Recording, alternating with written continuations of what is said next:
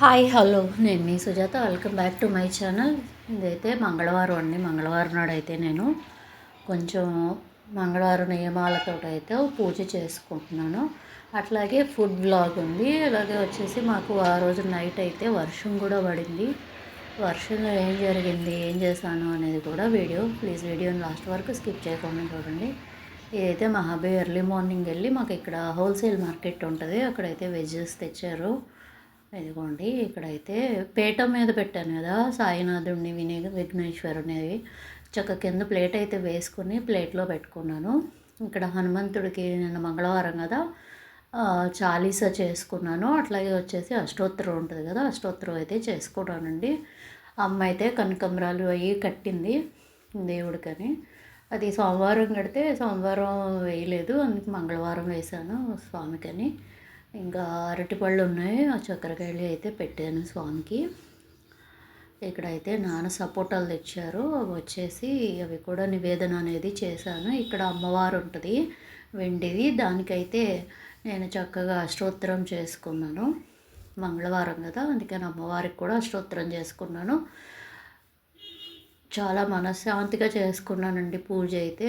పెట్టుకోకుండా కుదిరింది అట్లాగా. ఉమ్మెత్త పూలు కానీ, మందార పూలు కానీ, స్వామికి మాల కానీ నాకు చాలా ఆనందం వేసింది. అది అలా అయితే చేసుకున్నాను. మంగళవారం నియమం అంటే మామూలుగా ఇవన్నీ చేయలేదు. స్వామికి ఎలాగో అరటిపళ్ళు ఇష్టం కాబట్టి అవి పెట్టాను. సపోటాలు వచ్చే రోజులు కదా, నేను సపోటాలు పెట్టాను. ఇట్లా అయితే అంతా చక్కగా శాస్త్రోక్తంగా అయితే పూజ చేసుకున్న తర్వాత ఫైనల్గా అయితే హారతి ఇచ్చేసుకున్నానండి. హారతి అయితే ప్లేట్లో పెట్టాలని చెప్పింది సిస్టరు, అందుకని ఇలాగ ప్లేట్లో అయితే పెట్టుకున్నాను.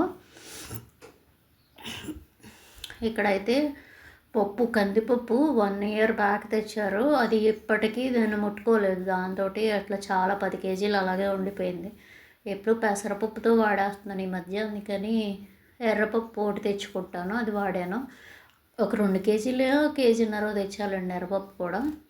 సిలోన్ బచ్చలి కందిపప్పు వేసాను. అట్లాగే ఇక్కడైతే ఇది శనగపప్పును కొబ్బరి కూర కోసం అనేసి ఇది ప్రిపరేషన్ అండి. ఉల్లిపాయ అనేది వేసాను. ఇదిగోండి కూర అయితే రెడీ అయిపోయింది. ఈ పెసరపప్పులో వేసుకుంటారు ఎక్కువ, ఇవాళైతే కందిపప్పులో వేసాను. దీంట్లో చక్క ఉప్పు, కారాలు, అలాగే చింతపండు అన్నీ అయితే వేసేసాను. చింతపండు గుజ్జు తీసుకున్నాం కదా, ఆ గుజ్జు అయితే వేసాను. ఇదైతే వెల్లుల్లిపాయ, లవంగాయ, దాల్చిన చెక్క బాగా నూరి అయితే ఈ కొబ్బరి బీరకాయలో వేసాను.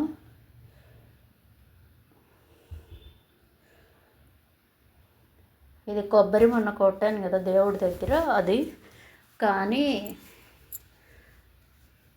ఎక్కువ స్వీట్ ఉందండి. మా చెట్టు కూడా కొబ్బరికాయ అనేది ఎక్కువ స్వీట్ ఉంది. ఇలా అయితే మొత్తం అన్నీ వేసుకున్నాకైతే చక్కగా ఆ శనగపప్పు, కొబ్బరిలో ఉప్పు, కారం అన్నీ వేసి నీళ్లు పోసి అయితే మూత పెట్టేశాను. ఈ పప్పు కూర అనేది కూడా ఉప్పు కారాలు వేసాను. ఇది పూజ చేసుకోవడానికి ముందే వంట చేశాను కదా, అందుకని నేను ఉప్పు కారాలు చూడలేదు. పప్పు కూరకి తాలింపు చాలా టేస్ట్ కదా, మేమైతే ఇంగువ కూడా వేసుకుంటామండి. పప్పులో ఇంగువ వేసుకుంటే బాగుంటుంది. పప్పు కానీ, పప్పు చారు కానీ అలాగా వేసుకుంటే బాగుంటాయి. ఇది పూజ చేయడానికి ముందే కదా, ఉప్పు కారాలు అయితే చూడలేదు. కొత్తిమీర తెప్పించారు, అది వేసాను. ఇదిగోండి కర్రీ రెడీ అయిపోయింది. ఇది సాయంత్రం ఏమైందంటే కొంచెం పులుపు జారలేదు, ఉప్పు జారలేదు అన్నారు అమ్మ, అందుకని కొంచెం అయితే చేసి వెచ్చబెడుతున్నాను. రియల్ వాయిస్ ఉంచుదాం అనుకున్నాను, కానీ చాలా నాయిస్ ఉంది. మళ్ళీ అది ఏమి రీయూజ్డ్ ఉంటాడో అని చెప్పేసి. నాకు వర్షం పడి కరెంట్ పోయింది. ఇన్వర్టర్ లైట్ వేసేసారు. మా అమ్మ చూసారా కూర్చుని ఎంజాయ్ చేస్తుంది చల్లబయటలో.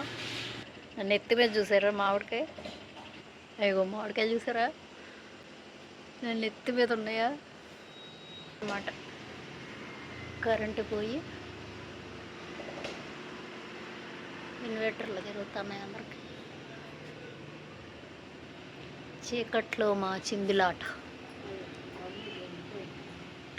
మొత్తం ఈ చెట్టు అయితే మొత్తం వంగిపోయిందండి. ఎవరికే ఏం చేయలేం, చెట్టే వంగిపోయింది.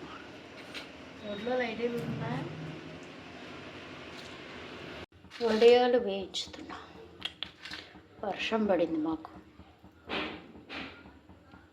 వర్షంలో వడియాలు, పప్పు, అన్ని కూరలు ఎలా ఉంటాయంటారు. మీరు కూడా ఇలా వర్షం పడితే వడియాలు వేయించుకుంటారు? మేము వేయించుకుంటాం. వడియం వేసా, ఆగలేదు. నూనె కాగలేదు.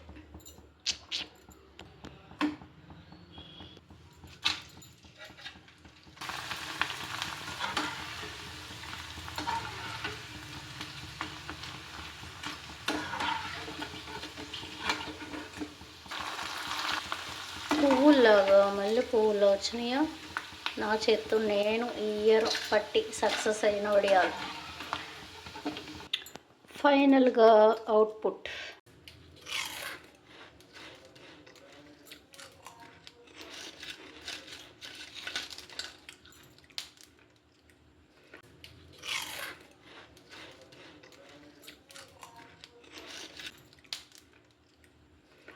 ఇదే వాటి వీడియో. ఇంకో వీడియోలో మళ్ళీ కలుసుకుందాం. Bye bye.